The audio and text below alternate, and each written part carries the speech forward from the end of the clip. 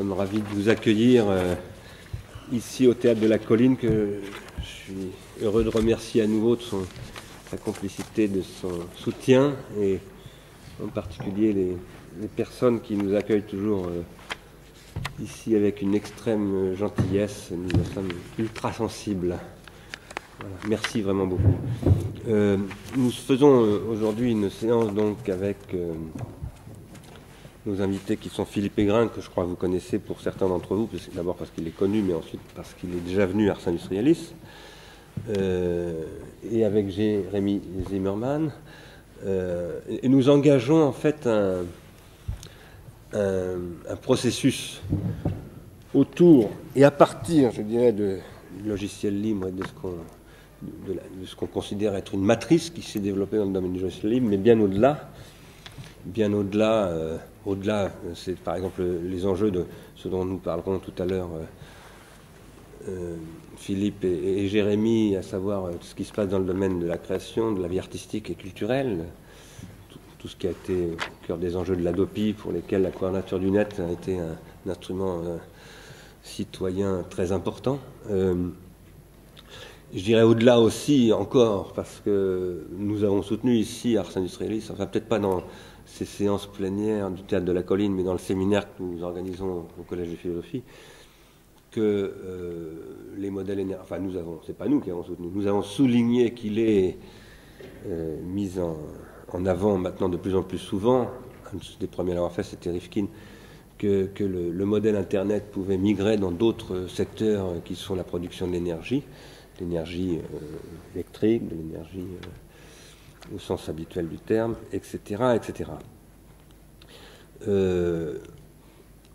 Donc aujourd'hui, nous ouvrons d'une certaine manière une série sur laquelle nous avons l'intention de revenir longuement, comme une sorte même de nouvelle base continue, dont nous avons évoqué la possibilité avec Jérémy d'ailleurs, et un certain nombre d'autres acteurs du secteur de ce qu'on appelle le libre, à Nantes l'été dernier, au mois de juillet.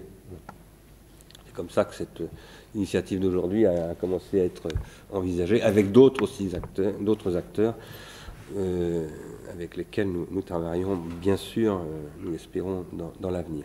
Cela étant, cette séance et la série qu'elle ouvre, quand je dis la série qu'elle ouvre, je ne dis pas que la prochaine séance sera consacrée au même sujet, mais que nous allons investiguer longuement ces sujets, faire des séances de travail en nombre restreint, etc., ce qu'on appelle des journées d'études. Elle enchaîne sur une série de séances précédentes qui ont été consacrées à l'économie de la contribution.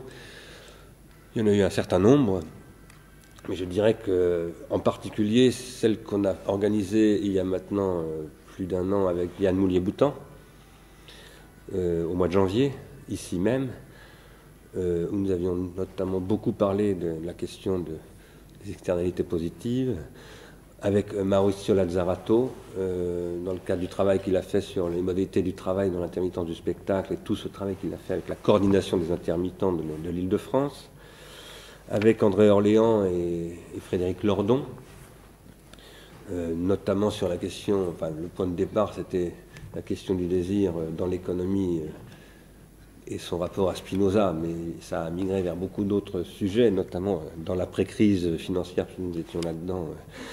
On a parlé évidemment de bien d'autres choses, et puis beaucoup plus récemment avec Monnier et Vercellone, où on a notamment réfléchi à des questions de fiscalité et de régulation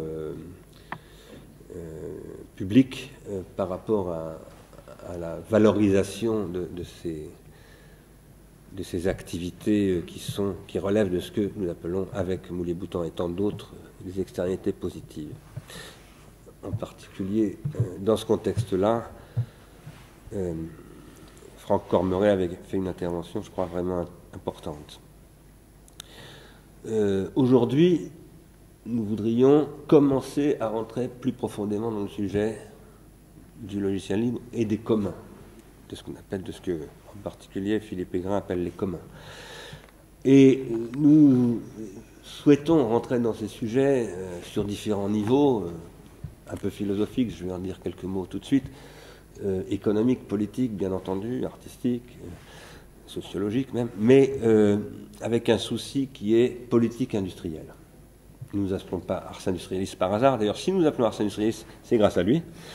C'est en fait Philippe Aigrin qui nous a aidé à trouver un nom de domaine, enfin un nom de, pas un nom de domaine, mais un nom et un nom de domaine. Oui. Au départ, nous voulions nous appeler Osium. Et puis, Osium s'était déjà pris. Et Philippe a découvert qu'Ars Industrialis était libre et c'était formidable. C'est un formidable hasard, étant donné que nous défendions l'idée d'une industrie de l'esprit, une technologie et d'une industrie de l'esprit.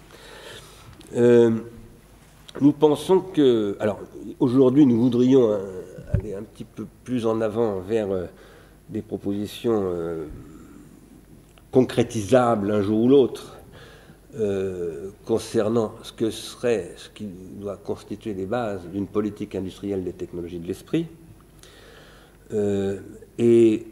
en entrant dans le sujet avec une hypothèse, qui est que ce qui se joue depuis plus de 20 ans maintenant à travers ces problématiques qui se développent dans le livre et mouvements apparentés, c'est quelque chose qui relève de ce que nous avons appelé Ars Industrialis, c'est un processus de déprolétarisation. Alors, qu'est-ce que c'est que la déprolétarisation? Eh bien, pour répondre, il faut évidemment préciser ce qu'on appelle prolétarisation. Nous soutenons, nous l'avons dit en particulier dans Réenchanter le monde, c'était le premier bouquin d'Ars Industrialis, que la prolétarisation, c'est ce qui est engendré par ce que nous appelons des milieux dissociés. Nous appelons milieux dissociés ce qui détruit ce que nous décrivons en nous appuyant sur Simondon, mais aussi sur Mikhail Bakhtin et un certain nombre d'autres, comme étant des milieux associés. Qu'est-ce qu'un milieu associé? Par exemple, travailler dans un milieu associé, c'est travailler dans un milieu où, en travaillant, on s'individue par le fait de travailler, et on individue le milieu, c'est-à-dire qu'on le transforme par le fait d'y travailler. Autrement dit, on se co-individue et on se trans-individue, et on participe à la production de son propre milieu.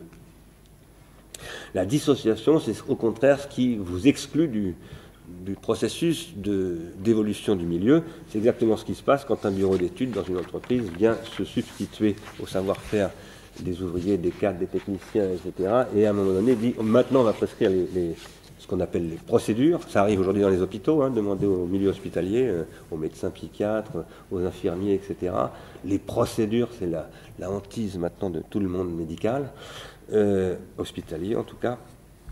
Et on fait perdre la compétence à produire du savoir, donc le savoir lui-même, parce que le savoir n'existe qu'en tant qu'il se produit lui-même. Sinon, c'est plus du savoir, c'est de la procédure, justement.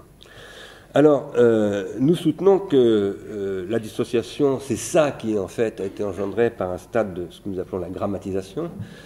La grammatisation étant la discrétisation des flux continus, notamment des gestes des travailleurs, par exemple, ou bien des paroles des locuteurs.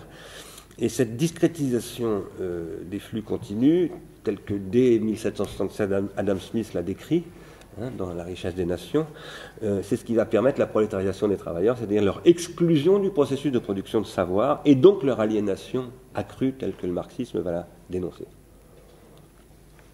Ceci va s'étendre bien au-delà des travailleurs manuels, va s'étendre aux consommateurs au XXe siècle, à travers les économies de services, et aujourd'hui s'étend à tout le secteur de la conception. Un des vrais enjeux du mouvement Sauvons la recherche, pour moi, est là. Comment faire en sorte que la recherche scientifique, et que les gens qui sont censés penser, produire de la théorie, des modèles scientifiques, etc., ne soient pas simplement mis en fait au service, comme force de travail de leur système nerveux, de systèmes procéduraux qu'ils servent, mais auxquels ils ne contribuent absolument pas à la définition, parce qu'ils n'ont plus les appareils critiques pour le faire. En 2008, nous pensons qu'en 2008 s'est passé quelque chose, évidemment, il n'y a pas que nous qui le pensons, de très important et d'assez catastrophique. Et nous soutenons que c'était l'enjeu quand on a créé Ars Industrialis il y a exactement 5 ans. Eh bien, c'était précisément ça que nous disions. Nous disons, inéluctablement, ce système-là va conduire à une catastrophe. Ça ne veut pas dire que nous avions prévu cette catastrophe ou la manière dont elle se passerait, mais que nous en avions posé l'inéluctabilité. Et nous posions aussi que ça passait par, d'une part, un système financier que nous avons largement critiqué. Nous avons accueilli ici, par exemple, Jean-Luc Gréau, avec les thèses qu'il développait sur le caractère foncièrement toxique du système boursier contemporain et de tous les systèmes dont la titrisation, etc., les instruments financiers, comme on les appelle, sont des cas. Mais nous dénoncions aussi ce que j'ai appelé parfois le malaise dans la consommation, le blues du consommateur, ce que désormais, depuis déjà quelque temps, nous appelons la consommation addictive. C'est tout le système qui est rentré en crise, parce que tout le système, y compris la madovisation du système financier, a été en fait constitué par un processus de prolétarisation qui désindividue tous les acteurs, y compris les acteurs les plus haut placés.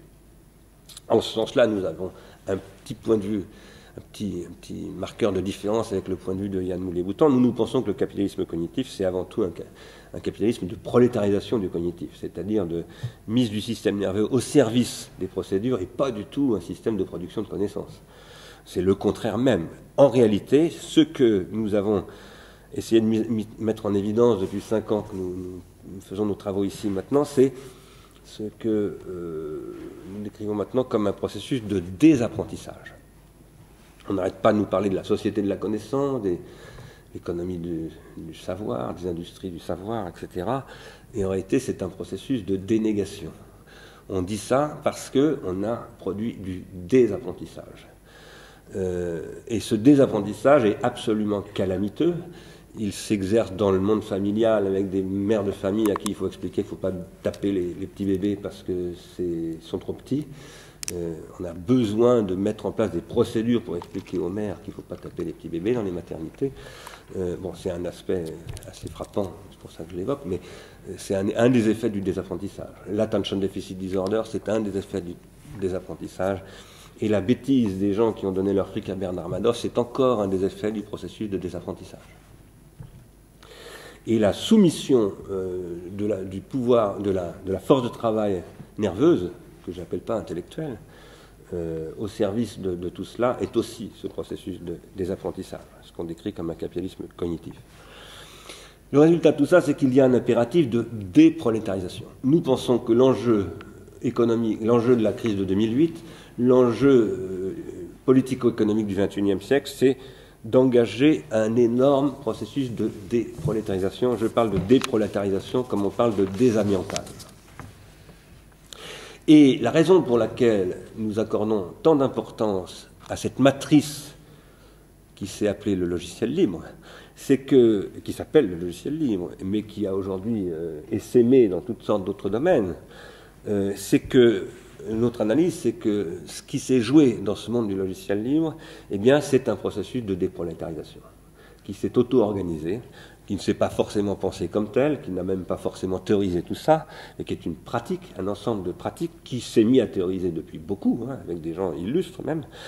Et nous pensons que ce mouvement-là est un mouvement d'une portée considérable.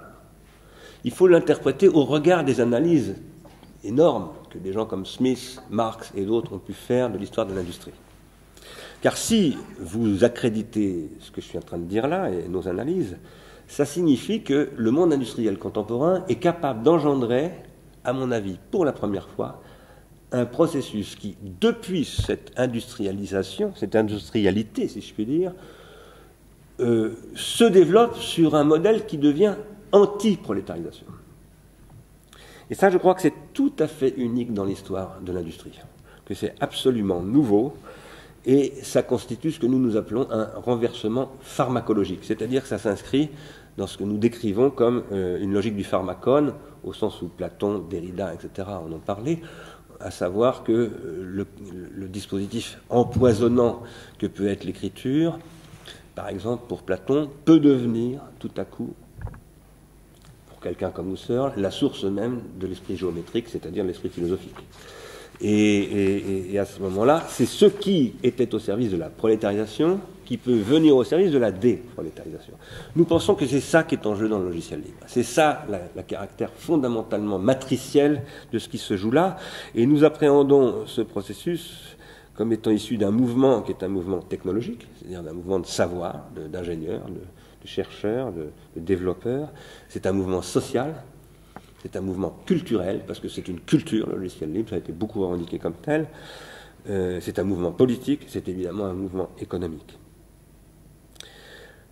Qu'est-ce que c'est que la prolétarisation ? C'est un mauvais agencement avec une technique telle que celle-ci détruit du savoir. je suis en train de préparer en ce moment un travail dans lequel j'essaie de montrer qu'en fait, toute technique commence par détruire du savoir. Ça commence toujours comme ça. Une technique vient toujours se substituer à un savoir constitué, elle le court-circuite.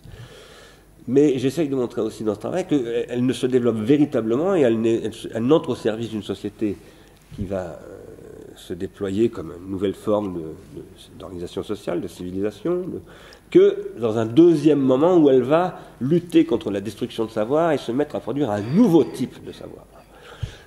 Nous pensons que depuis à peu près un siècle, nous avons vécu dans le phénomène de destruction de savoir.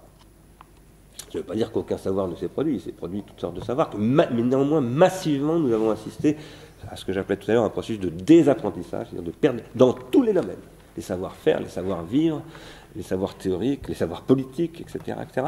Et nous pensons que c'est devenu autodestructeur pour la société en question, et que c'est en train de se renverser parce que ça ne peut pas se produire, ça ne peut pas, il n'y a pas d'issue en dehors d'un tel renversement. En même temps, je ne dis pas que ce renversement est inéluctable, se fera tout seul, bien au contraire, c'est l'objet évidemment d'une énorme lutte. La quadrature du net, par exemple, c'est très bien ce que veut dire lutter par rapport à cela.